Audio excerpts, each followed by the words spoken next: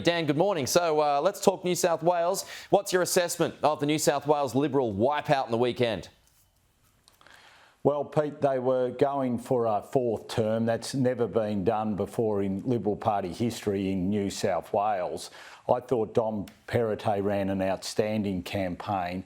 I think they have been a very, very good government. And the most important thing now, I think, for the New South Wales Liberals is to make sure that they defend their legacy, especially when it comes to what they've been able to do with infrastructure.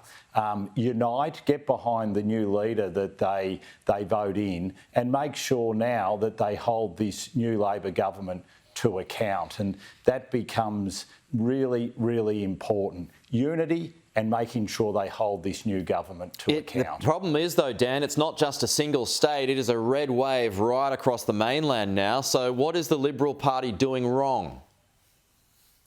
Well, we've been here before. We had the same situation under Kevin Rudd. There is always cycles when it comes to politics. And what we need to do is make sure that we get our state organisations, our state divisions fit for purpose. We've got to make sure we keep implementing the Hume-Loughnane review, making sure that we're getting the right candidates in the right seats, making sure we're continuing that outreach into multicultural communities, and making sure that we've got the policies that we take to the next federal election and to the next state and territory elections that will see voters say, yes, we are a party in tune with the Australian people, and I'm absolutely positive they will return us to power in the coming years. It feels like one of the biggest problems, Dan, is on how to win over pro-climate seats, but also working class seats as well. Which one is more important, or how do you bring both of them back into the fold? Well, all voters are important, and that's what we've got to make sure that we keep focused on. You can't say, all right, we're going to just put all our attention on one group and not on another group. You've got to, in the end, be able to present policies which show that you will govern for all Australians. We've done it in the past and we will be able to do it in the future. We are the most successful political movement federally. We need to be proud of that record. We have to understand that the Australian people will vote for the Liberal Party, love us in government, know that we will pursue their interests and the national interests. So we've got to have confidence, we've got to have faith, we've got to do what we've done before, present a compelling case, and if we do that, we can get back into government, both federally and at the state and territory level. Okay, so bringing it to current policy, if more and more people are after pro-climate policies, should this change your position when, say, it comes to safeguard mechanisms? Well, we've got a very clear position, and that's net zero by 2050. Now, when it comes to how you get there, this is where the debate is. How do you transition? Now, what the Labor Party want to do is tax, and we don't want an approach where you tax. We want to incentivise, we want to use innovation, and we want to get there where you don't put a large cost on the Australian people. And the problem with this safeguard mechanism, and we know this is why the Labor Party won't model it, is that it will put a tax or a cost on the Australian people. That's not the way that we want to get to net zero by 2050. We want to get there by innovation. We want to get there by making sure that we invest in the right technologies and we don't put a burden on the Australian people, especially when you've got a cost of living crisis like they're facing at the moment. Okay, are you concerned about this anti-Liberal sentiment at the moment that appears to be taking place in elections? Are you concerned about that bleeding into Aston this weekend? Well, look, in Aston, we have an outstanding candidate in Rashina Campbell. She's been out and about making the case every single day, every single evening. I don't think we've had a candidate that has worked so hard. So I'm confident that we've put a very good case to the people of Aston through Rashina.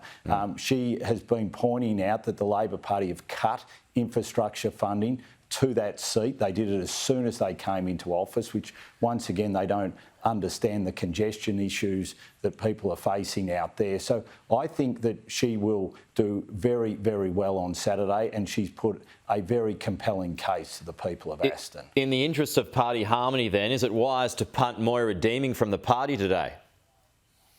Well, look, that's a decision for our state parliamentary colleagues. They'll meet at 10 o'clock. We'll await the outcome of that meeting, but that's very much a decision for them. And they'll make that decision this morning, and then we'll wait and see what that outcome is, and then where we go from there. How do you feel about Daniel Andrews going to China, Dan?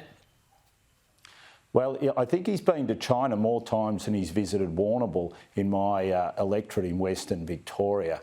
I'm concerned that the only reports we'll get out of it will be by state-run media in China, and I'd really like to know what the purpose is of this visit. I mean, he should clearly articulate what the purpose is, why he's going, what are the outcomes he's seeking to achieve from Victoria from this secret trip that he's taking, that he will not take any reporters with him on.